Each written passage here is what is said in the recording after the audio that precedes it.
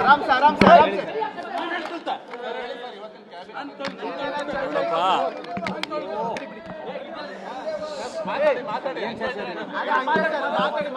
ನಮಗೆ good news, ನಿಮಗೆ good news ಅಲ್ಲ. ಈಗ ನಮ್ಮ ಎಚ್ ಕೆ ಪಾಟೀಲ್ ಬ್ರೀಫ್ ಮಾಡ್ತಾರೆ. ನಾನು ಹೇಳೋದು, ನಮ್ಮ ಸುದೀರ್ಘವಾಗಿ ನಮ್ಮ ಕ್ಯಾಬಿನೆಟಲ್ಲಿ ಸಿ ಎಂ ಅಧ್ಯಕ್ಷತೆಯಲ್ಲಿ ಉಪಮುಖ್ಯಮಂತ್ರಿಯವರ ಸಮ್ಮುಖದಲ್ಲಿ 32 ಜನನು ಭಾಳ ಡೀಟೈಲ್ ಚರ್ಚೆಯನ್ನು ಪ್ರಾರಂಭ ಮಾಡಿದ್ದೀವಿ. ಎಲ್ಲ ಚರ್ಚೆನ ರಿಸೀವ್ ಮಾಡಿದ್ದಾರೆ. ಚರ್ಚೆ ಅಪೂರ್ಣ ಆದ್ದರಿಂದ ಡೆಫರ್ ಮಾಡಿದ್ದಾರೆ. ಇನ್ನೊಂದು ಕ್ಯಾಬಿನೆಟಲ್ಲಿ ಪೂರ್ಣ ಪ್ರಮಾಣದ ಚರ್ಚೆ ಮಾಡಿ ನಂತರ ಮುಖ್ಯಮಂತ್ರಿಗಳು ತೀರ್ಮಾನ ತಗೋತಾರೆ. ಈಗ ರಾಜ್ಯ ಜನರಿಗೆ ನಿಜವಾಗ್ಲೂ ಎಲ್ಲರೂ ಸಮಾಧಾನವಾಗಿ ರಿಸೀವ್ ಮಾಡ್ತಾರೆ. ನೀವು ಗೊಂದಲ ಮಾಡ್ತೀರಾ, ಪಾಪ ನಿಮ್ಮ ಡ್ಯೂಟಿನೇ ಅದು, ಏನೂ ಮಾಡೋಕ್ಕಾಗಲ್ಲ. ಮಾಡಿ ನಿಮ್ಮ ಗೊಂದಲನ ನಿವಾರಣೆ ಮಾಡ್ತಕ್ಕಂಥ ಶಕ್ತಿ ದೇವರು ನಮಗೆ ಕೊಡ್ತಾನೆ. ಸಾರ್ವಜನಿಕರಿಗೆ ಎಲ್ಲ ಅವರ ಅನುಮಾನಗಳನ್ನ ಕ್ಲಿಯರ್ ಮಾಡಿ ಮುಂದಿನ ದಿನದಲ್ಲಿ ತೀರ್ಮಾನ ಆಗುತ್ತೆ. ಆ ಕ್ಯಾಬಿನೆಟ್ ಮೀಟಿಂಗ್ ಅಭಿಪ್ರಾಯನ ಇಲ್ಲಿ ಹೇಳೋದಕ್ಕಾಗಲ್ಲ ಗುರು, ಕ್ಯಾಬಿನೆಟಲ್ಲೇ ಹೇಳಬೇಕು. ನೋಡಿ, ನಾನು ಒಂದು ನಿಮಿಷ ಕೇಳಪ್ಪ, ನಾನು ಚೀಫ್ ಪಾಪ್ಯುಲಾರಿಟಿಗೆ ಹೋಗಲ್ಲ. ನಾನು ನಿಮ್ಮ ಇದಕ್ಕೆ ಎಮೋಷನಲ್ಲಿ ರೀಚ್ ಆಗಲ್ಲ. ನಾನು ನೀವು ಹೇಳಿದ ತಕ್ಷಣ ನಂದು ಟಿ ವಿಲಿ ಬರಬೇಕು ಅನ್ನೋ ಉದ್ದೇಶ ಇಲ್ಲ. ಇದೊಂದು ರಾಜ್ಯದ ಎಲ್ಲ ಜನಾಂಗದ ಬಡವರ ಒಂದು ಉದ್ದೇಶದಿಂದ ಸೋಷಿಯಲ್ ಎಕನಾಮಿಕ್ ಸರ್ವೆ ಮಾಡೋದು. ಅದನ್ನು ಪೂರ್ಣ ಪ್ರಮಾಣದಲ್ಲಿ ಜನರಿಗೆ ಅರ್ಥೈಸಬೇಕು ಮತ್ತು ಯಾವ ಸಮಾಜಕ್ಕೂ ಅನ್ಯಾಯ ಆಗಬಾರ್ದು. ಅದು ನಮ್ಮ ಸರ್ಕಾರದ ಕ್ಯಾಬಿನೆಟಿನ ಉದ್ದೇಶ. ದಲಿತರಿಂದ ಹಿಡಿದು ಮುಂದುವರೆದ ಜನಾಂಗ ಇರ್ಬೋದು, ಬ್ಯಾಕ್ವರ್ಡ್ ಇರ್ಬೋದು, ಎಲ್ಲರ ವಿಚಾರವನ್ನು ಸುದೀರ್ಘವಾಗಿ ಚರ್ಚೆ ಆಗಿದ್ವಿ. ಚರ್ಚೆ ಇಷ್ಟು ಬೇಗ ಕಂಪ್ಲೀಟ್ ಆಗಲಿಕ್ಕಾಗಲ್ಲ ಅನ್ನೋ ಕಾರಣದಿಂದ ಅದು ಈಗಲೇ ನನಗೀಗ ನೆನ್ನೆ ಆಗೋಯ್ತು ಅಂದ್ರಿ, ನೆನ್ನೆ ರಿಸೀವ್ ಮಾಡಿರೋದನ್ನೇ ಅಕ್ಸೆಪ್ಟ್ ಅಂದ್ಬಿಟ್ರಿ, ಇವತ್ತು ಚರ್ಚೆ ಮಾಡಿರೋದನ್ನೇ ಮುಗಿದೋಯ್ತು ಅಂತೀರಾ. ದಯಮಾಡಿ ಒಂದು ಕ್ಯಾಬಿನೆಟ್ ಆಗುತ್ತೋ, ಇನ್ನು 2 ಆಗುತ್ತೋ, 3 ಆಗುತ್ತೋ, 1 ತಿಂಗಳಾಗುತ್ತೋ, 2 ತಿಂಗಳಾಗುತ್ತೋ, ಇವತ್ತಿಗೆ ಕಂಪ್ಲೀಟ್ ಆಗುತ್ತೆ. ಯಾವ ನನಗೆ ನಂಬಿಕೆ ಇದೆ, ಯಾವ ಆತಂಕನೂ ಬೇಡ.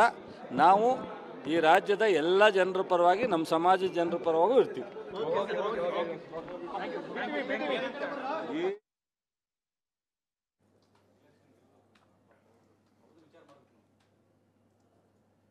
ಇದು ಚಲರಾಯಸ್ವಾಮಿ ಅವರು ಆಡ್ತಾ ಇರುವಂಥದ್ದು ಮಾತು. ನಿಮಗೆ ಗೊಂದಲ ಇದೆ, ಮತ್ತೊಂದು ಅವ್ರು ನಮಗೆ ಗೊಂದಲ ಇದೆ ಅನ್ನೋಕ್ಕಿಂತ ಫಸ್ಟ್ ಅವರಲ್ಲಿರೋ ಗೊಂದಲ ಇದನ್ನು ಪರಿಹರಿಸ್ಕೊಬೇಕು. ಯಾಕಂತಾರೆ ಸಮುದಾಯಕ್ಕೆ ಸಂಬಂಧಪಟ್ಟಾಗಿನ ನಾಯಕರುಗಳು ಸಚಿವರುಗಳನ್ನ ಕರೆದು ಅವ್ರ ಜೊತೆ ಮಾತುಕತೆ ಮಾಡಿರುವಂಥ ಸಂದರ್ಭದಲ್ಲಿ ಏನೋ ಅವ್ರು ಭಾಳ ಶಾಂತವಾಗಿ ನೀವು ವಿಚಾರ ಮಾತುಕತೆ ಆಡಿಲ್ಲ. ಸೊ ಅವ್ರಿಗಿರುವಂಥ ಸಿಟ್ಟು ಮತ್ತೊಂದು ಅವೈಜ್ಞಾನಿಕ ಹೇಗೆ ಏನು ಎತ್ತ ಅನ್ನುವಂಥನ ಪಟ್ಟಿ ಮಾಡಿಟ್ಟಿದ್ದಾರೆ. ಕೆಲ ಸಚಿವರುಗಳು ಬಹಿರಂಗವಾಗಿ ಇದನ್ನು ವಿರೋಧ ಮಾಡ್ತಾ ಇದ್ದಾರೆ. ಶಾಸಕರುಗಳಂತೂ ನಿಗಿ ಅಂತಿದ್ದಾರೆ.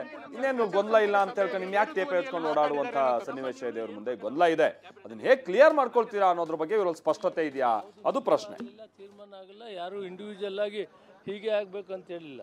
ಏನು ವರದಿ ಇದೆ ವರದಿನ ಸ್ಟಡಿ ಮಾಡ್ತಾ ಇದ್ದೀವಿ, ಅಭಿಪ್ರಾಯಗಳು ಕೊಡ್ತಾರೆ.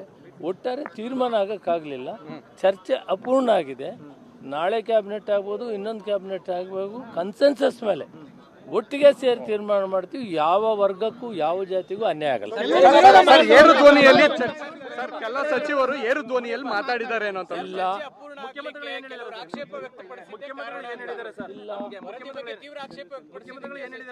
ಇಲ್ಲ, ಅಭಿಪ್ರಾಯವನ್ನು ತೆಗೆದುಕೊಂಡಾದ್ಮೇಲೆ ಮುಖ್ಯಮಂತ್ರಿಗಳು ಯಾರು ಏರು ಧ್ವನಿ ಇಲ್ಲ, ಏನು ಇಲ್ಲ.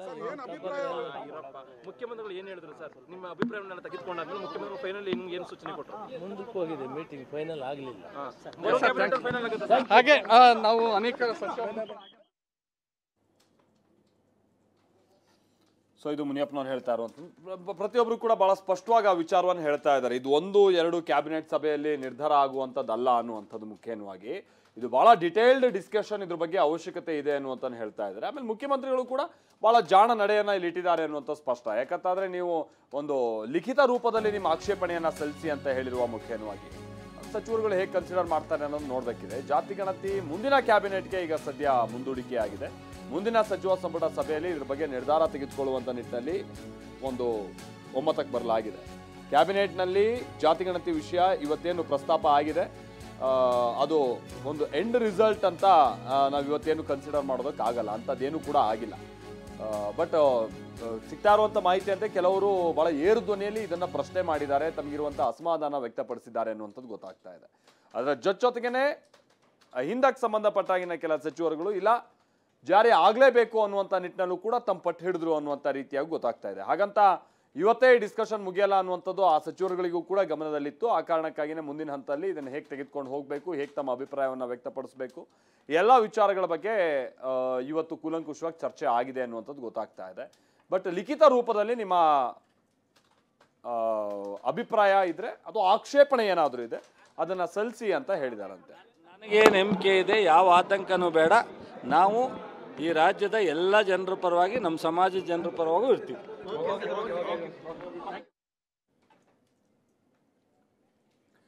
ಸೊ ನಮ್ಮಲ್ಲೇನು ಗೊಂದಲ ಇಲ್ಲ, ಗೊಂದಲ ಸೃಷ್ಟಿ ಮಾಡೋ ಅವಶ್ಯಕತೆನೂ ಇಲ್ಲ. ನಾವು ಇದನ್ನೆಲ್ಲ ಬಗೆಹರಿಸ್ಕೊಳ್ತೀವಿ, ಆ ತಾಕತ್ತು ಸರ್ಕಾರಕ್ಕಿದೆ ಅನ್ನೋ ಮಾತನ್ನ ಹೇಳ್ತಾ ಇದ್ದಾರೆ. ಯಾಕೆ ಈ ವಿಚಾರವನ್ನ ಚಲುವರಾಯಸ್ವಾಮಿ ಅವರು ತಾಕತ್ತು ಗೊಂದಲ ಸೃಷ್ಟಿ ಮಾಡ್ತಿದ್ರೆ ಈ ವಿಚಾರವನ್ನು ಮೇಲಿನ ಮೇಲೆ ಪ್ರಸ್ತಾಪ ಮಾಡ್ತಾರೆ. ಅವ್ರ ಭಾಗದಲ್ಲೇ, ಮಂಡ್ಯ ಭಾಗದಲ್ಲೇ ಇದಕ್ಕೆ ಸಂಬಂಧಪಟ್ಟಂಗೆ ಬಹಳ ವಿರೋಧ ವ್ಯಕ್ತ ಆಗ್ತಾ ಇದೆ. ರಾಜಕೀಯವಾಗಿಯೂ ಕೂಡ ಇದು ಅವ್ರಗಳ ಮೇಲೆ ಬಹಳ ವ್ಯತಿರಿಕ್ತವಾಗಿ ಪರಿಣಾಮ ಬಿದ್ದುಬಿಡುತ್ತಾ ಅನ್ನುವಂಥದ್ದು ಒಂದು ಆತಂಕವೂ ಕೂಡ ಅವ್ರಗಳಿಗಿದೆ. ಯಾಕಂದರೆ ಒಕ್ಕಲಿಗ ಸಮುದಾಯ ಇದನ್ನು ಬಹಳ ಕಡು ಶಬ್ದಗಳಲ್ಲಿ ವಿರೋಧಿಸ್ತಾ ಇದೆ.